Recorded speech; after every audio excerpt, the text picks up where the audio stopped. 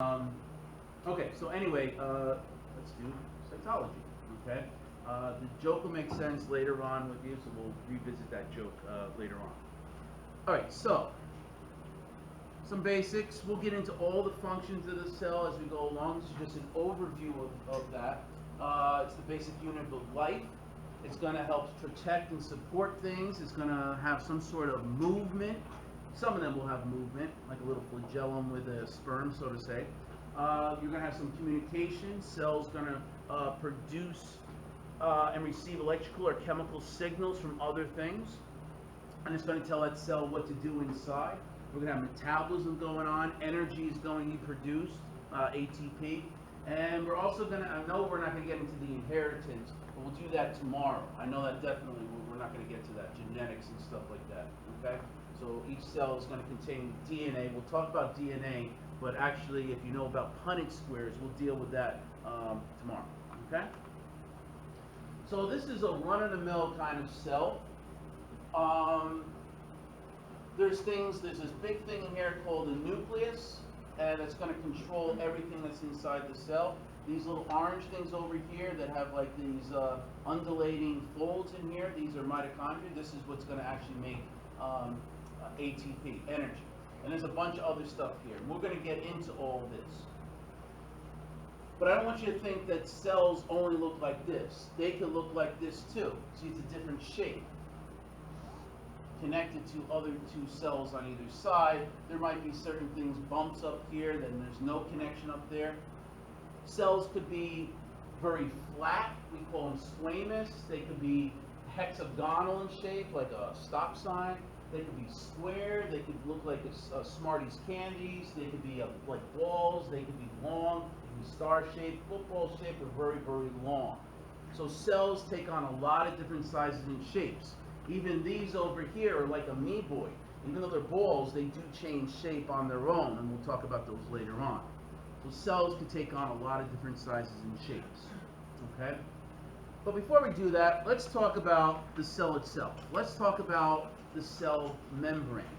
The cell membrane is what's going to control things to going inside the cell versus outside the cell. And I think of a castle and a village, and then you have that moat that goes around the village. It's going to allow certain things to come in, okay? So you have to, if there's a little village in there, we have to have, let's say, raw materials coming in, like food and men who are knights and stuff. They got to come home from a tough day at work, fighting those dragons, so they have to come in. But it's also going to allow certain things to go out. It's like, knights have to leave the place. We have to try and sell our products in other cells or other villages. But it's also going to not allow certain things to come in, like thieves and burglars and warriors and stuff that come from other places. So we're going to try and block them as much as things shouldn't be leaving. We don't want the little babies to leave the village and go and play with the little dinosaurs over there, right? Not dinosaurs, dragons, sorry. But that's what I'm saying. It's going to allow certain things to come in and out. So we call the cell membrane, it's also known as a plasma membrane.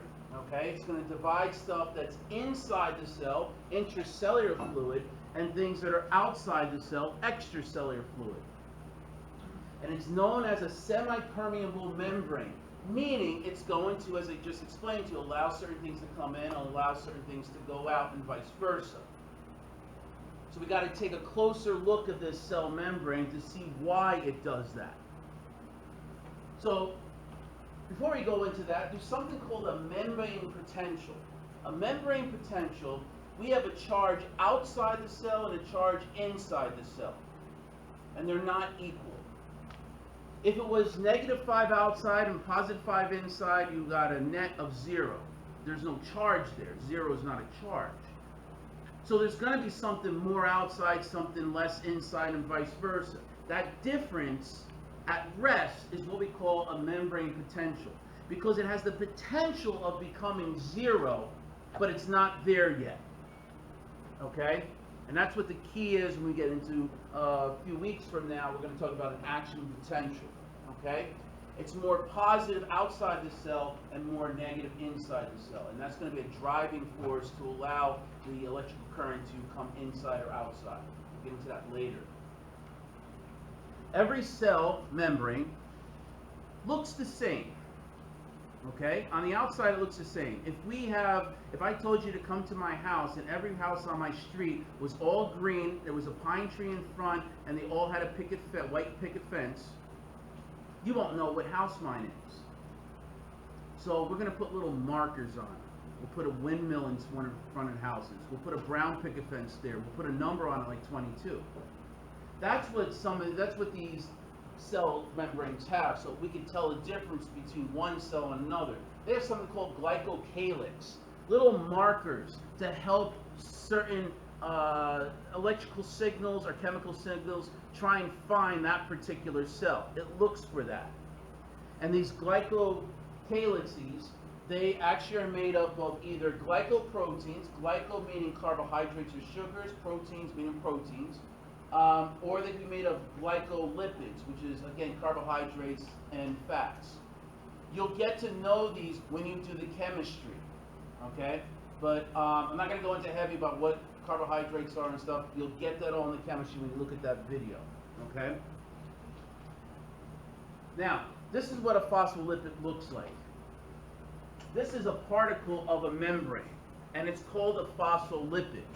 A phospholipid is one particle that has a head. It looks like a lollipop with two sticks. There's the head over here loves water, and the two tails that come down here hate water. So we say that this is an amphipathic particle because one part likes something, the other part doesn't. Now, let me ask you this. If I take a beaker of water here, and I put water all the way to the top, and then put a lid right on the top,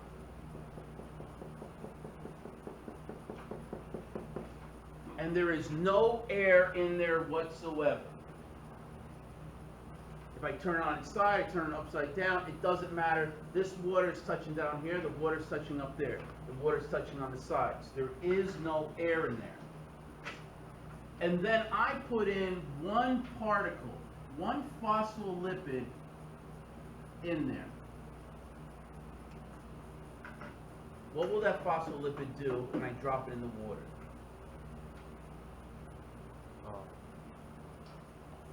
There's no air in there. What would you expect it to do? One part of it loves water, one part of it hates water.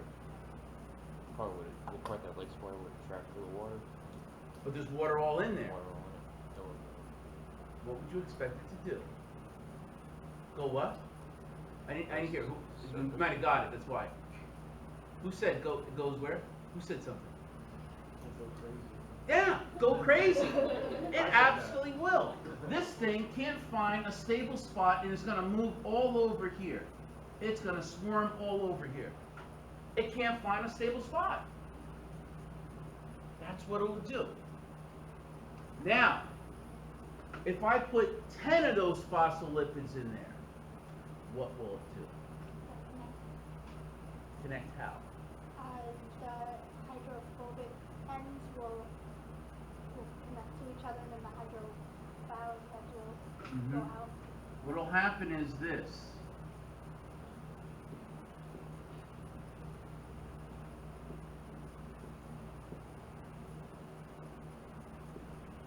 They'll line up. They'll go like this.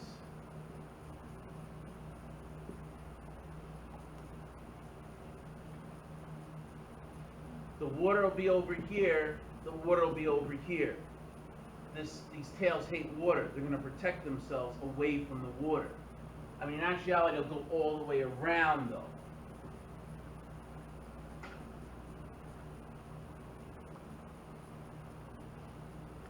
It'll form this. And this is what we call a phospholipid bilayer, meaning there's two layers of phospholipids there. That's a cell membrane. It's a phospholipid bilayer. Go home and tell your parents what you just learned. We learned about phospholipid bilayers. A cell membrane. Oh, okay. All right. You'll impress people, your friends and family. Go ahead. They'll think you're geeks like me. It's okay. All right. A phospholipid bilayer. Okay. If we had air in there, it would go like this. there's no air in there. There's water on either side. They don't form this thing. In actuality, when you look at a three-dimensional thing, it's this. We're going to talk about these proteins in here in a moment. But this is intracellular fluid, this is extracellular fluid, or intracellular fluid and extracellular. It doesn't matter. There's fluid over here and there's fluid over here. Water and water. The water's not in here. This is the basis, the formation, the anatomy of a cell membrane. Okay? It's what's key.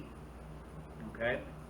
Now, again, the way it's showing here is here's a phospholipid bilayer. I'm sorry, just a phospholipid. Phospholipid bilayer. You can see it at a zoomed out area. It's all this yellow part over here. You got proteins that we'll talk about in here. And it's going around the whole thing and creating a cell. Here's an easier way of seeing it. It creates here phospholipid bilayer. Water inside, water outside. Intracellular fluid, extracellular fluid. There's no water in between there. Okay? You can see it in a three-dimensional thing, kind of like this. Okay? Fluid in here, fluid out here. Don't worry about these. Well, that's what this is here. You'll learn about my cells when you get the digestive system. I don't want to get into that. But liposome or the bilayer sheet that's over there.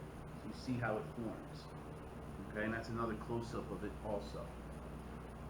Lollipop with two sticks. Okay? Now, what other components are there in a membrane? Okay. If we just had this structure like this, it's going to be very fragile. It's going to be moving all over. We sometimes refer to that as the fluid mosaic because it's very fragile. It's movable. It's wobbly. It's wiggly. So what we're going to do is that we're going to tuck in areas with some cholesterol. You'll learn about cholesterol in the chemistry thing. It's about 20, the membrane itself is made up of 20% cholesterol. And that's what's going to give it some rigidity. It's not going to be like this, it's like this. Okay? And that's what the cholesterol does. So yes, cholesterol is good. Alright? Not that it tastes good, but I mean it's good. It's needed for our cell membranes, all our cell membranes. We need them for steroid hormones and other things.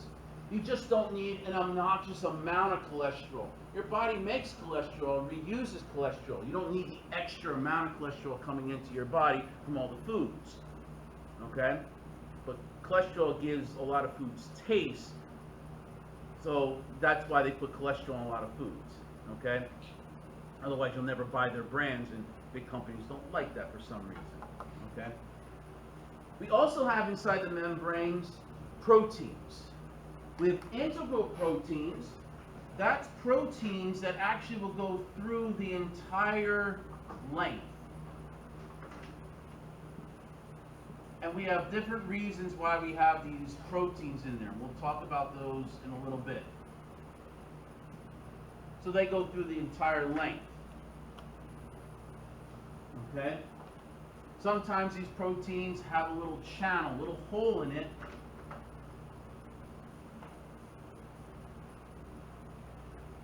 And a little gate. And they allow certain things to go through it. We also have peripheral proteins, and these are proteins that would be found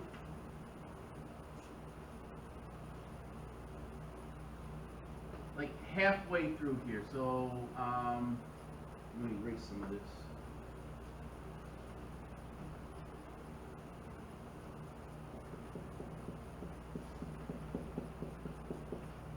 Those are peripheral proteins. We could have them up here, we could have them over here. And if you want to make this full, this could be the extracellular fluid, and this is the intracellular fluid. So this is inside the cell, there's outside the cell. And they may attach to other things. Glycocalyx may be attached to these peripheral proteins. Okay? It could be attachment sites for other things too. Hormones can go on there. We could also have receptors on there and so forth. But we'll get into those. So this is just showing you another view of what I just drew for you up here. Peripheral protein over here. You have an integral protein here. Sometimes it's just solid. Sometimes there's like a channel in there. But these are made of proteins.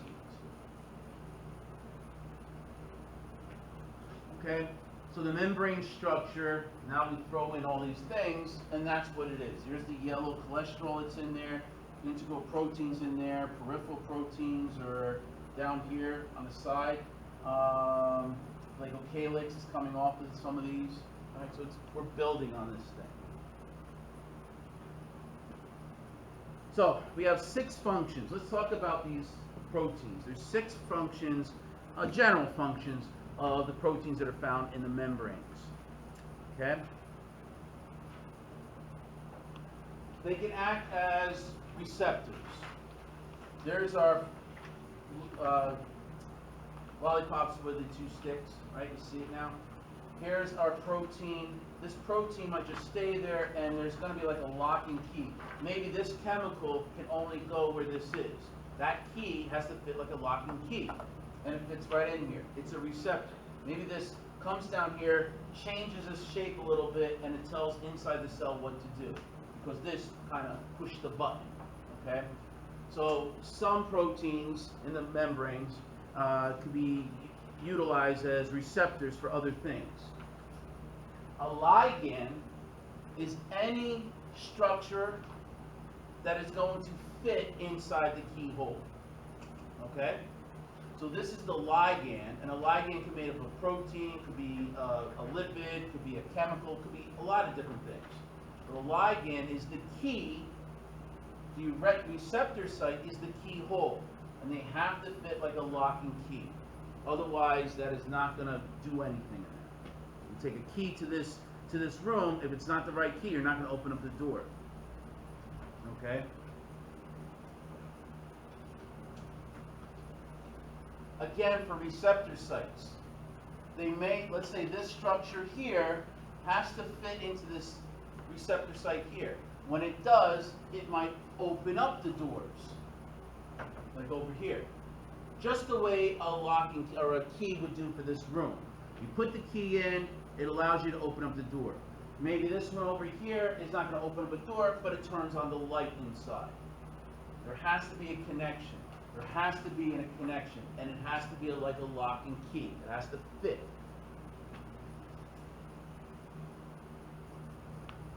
This was a little bit more complicated, but what basically is happening here, this is what we call a G protein. This is the G protein. If this, whatever chemical this is, fits perfectly in here, it's going to kind of, in an essence, in theory, it kind of changes shape. And there's another molecule here, I'm sorry, this is the G protein. This is just a receptor. But the G protein here has maybe 3 or 4 parts to it. When this changes shape because of this one told it to do that, then this one is going to change shape and allow something to do inside. It's like a domino effect. This touches this touches this breaks up to this, and it's a cascade of events that occurs. Very complicated. You'll learn more about this in endocrinology because a lot of the hormones will go through this kind of system. All right, we call it a second messenger system. There's the first messenger. The second messenger is after this happens, this is going to tell something inside to do something. Okay?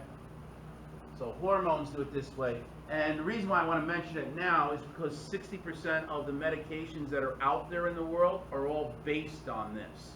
If we could somehow block this receptor, or if we could stimulate this receptor, or block this over here, or stimulate this over here, it's going to make the cell do something or not do something, which is the basis of pharmacology. And 50 or 60% of the medications have something to do with the G protein. Okay, another function is this could be used as an enzyme. Now, if you haven't done the chemistry part, an enzyme is just is a chemical that is going to speed up a certain reaction to occur very fast. And in doing so, the enzyme does not get destroyed and can be reused over and over and over. Okay? We want to melt something. You could let it sit there on the counter. It'll melt. but we could speed it up by putting heat on it and put it on the stove. Okay? The stove doesn't get ruined, it could be reused, but it happens to make the reaction go much, much faster. This is an enzyme, is a catalyst, just as the stove is, but this is a biological catalyst. A catalyst speeds up reactions. So this protein could take up this chemical here, go over here, and could break that up into two things, and then we could use them into there. This would break up by itself, but it might take a few hours, if not a few days. But if there's in the presence of an enzyme, it will speed up the process astronomically. Some of them will be carrier proteins. Here it looks like a star-like structure, and it won't be able to fit nicely into the channel that it needs to go through. But in this particular channel, it fits like a lock and key inside there. It's specific. So it fits in there like that, and then it pushes it in. So it kind of carries the protein, carries that whatever that is, the chemical inside. It kind of carries it in there, okay? We could have channels, and the channels can be non-gated or ion channels. They're always open, okay? Similar to what this is. You see how there's a gate here? But let's say the gate is always open, okay? Now we have a gated channel. So what I showed you before didn't have a gate. Now there's a gate on this one.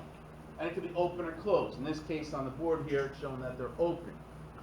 There's two types. There's ligand-gated channels. Ligand-gated channels means that something has to be bound here.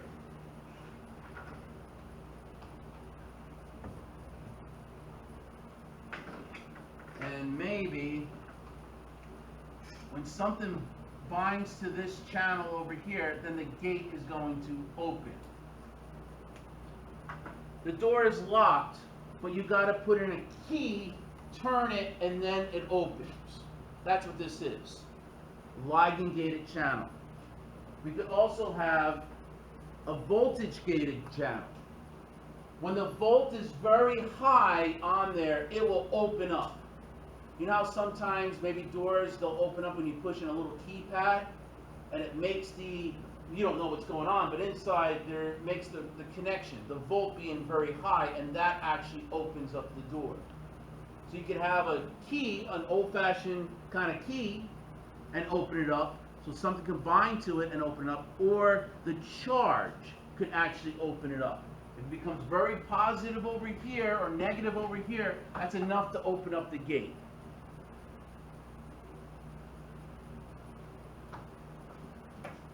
Some of the proteins over here could be attached to the glycocalyx, markers, okay? These would be only found on the outside of the cell. You wouldn't find glycocalyx and these markers inside the cell. There's no reason for that. You got to go outside the cell so something could recognize that. And this allows for intercellular communication with other cells. We could also use, here's the proteins, they could be attached to other things, maybe inside the cell, to kind of make it sturdy, all right? We have attachment sites, that things could actually bind to it. We put studs in the walls. That allows you to put sheetrock up. You could put them on there. So these are kind of like the studs in the walls, and then we could put things attached to it. Okay? So those are functions as an overview that we're going to talk about with proteins in the cell membranes. Now, let's talk about allowing things to come in and out of that cell. Because it's not allowing everything to come through, it's allowing some things. So why is it allowing some things and not everything? So we're going to talk about what we call cell transport mechanisms. How can you transport things into the cell and out of the cell? Okay? So moving through the plasma membrane, we can break this up into two things.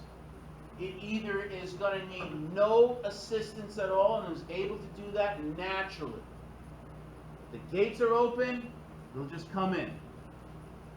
or it's going to need some sort of assistance, some kind of push doing that. So the ones that don't need assistance, something called simple diffusion, osmosis, and filtration. These are naturally occurring kind of things. All right, as much as I take my pen over here, it naturally wants to fall down. Okay, naturally. If I need to put it back up there, I'm going to have to use energy, assistance from energy to move it back up there. Okay? These are the things that need some kind of assistance. Facilitated diffusion, active transport, and secondary active transport. We don't usually call it primary active transport, although we would know what you're talking about. But if we're using secondary, people ask, well, where's primary? And that is the primary. So we'll get into this now. All right, so this is the overview of all the different things that we'll be talking about. So the non-mediated transport mechanism, simple diffusion. Simple diffusion means that we're going to go from a high concentration to a low concentration. I use that example when we had 50 students in the room here and we had 2 students in the hallway there. You've already told me that yesterday. When the doors open, which way do the students want to move out or move into? They want to go from a high concentration, 50 students, to a low concentration until it becomes 25-25. All right? So it becomes equal. Okay? Best way I could explain this too is, let's get a little bit gross. Let's say I flatulate over here. Okay? You're all thinking, like, is he really going to do it? No, I'm not going to do it. Just imagine it. And I don't really mind. It's kind of weird to give you that mental image, but I think this will work out. Okay? Let's say over here, I'm going to flatulate. Okay? When I flatulate, your name's Alyssa. Good answers. You get good answers already, right? Alyssa's not going to be too happy. Okay? But all the way over there, what's your name? Fema. What is it? Fema. Fema. Obama? Feva. Oh, Faba. Faba. Sorry. Okay. So Alyssa, and Faba. Alyssa's not going to be too happy because it's going to be very concentrated over here. Faba is saying, what are you talking about? I'm very comfortable over here. Not for long. Okay? Because over there, it's not concentrated. Just the smell of it is going to be here where it's concentrated, and it's going to find where it's less concentrated. That's diffusion. Going from a high concentration to a low concentration, and then everybody will smell the wonderful aroma throughout the whole room until it's equal.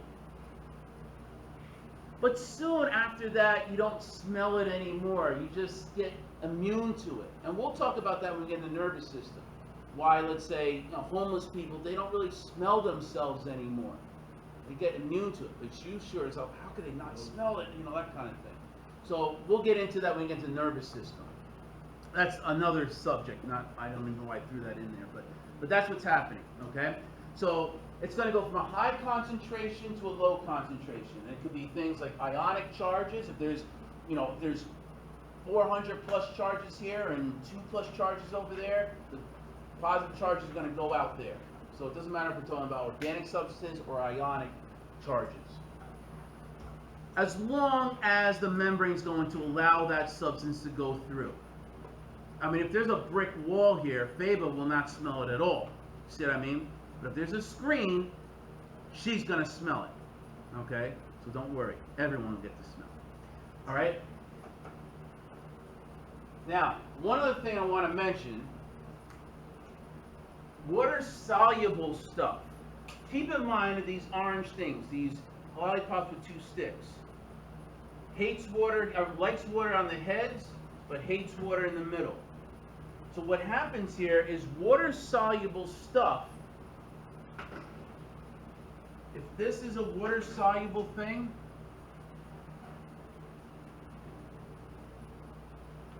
it won't be able to go through here, because in here it hates water. So water-soluble chemicals won't go through there. All right, does that make sense why? Okay? They need to go in, but they have to go through a channel. Okay? Then we have water insoluble things, like lipids, fats. Okay? Inside it doesn't like water. So fatty things, water insoluble things, are able to pass through there, no issue.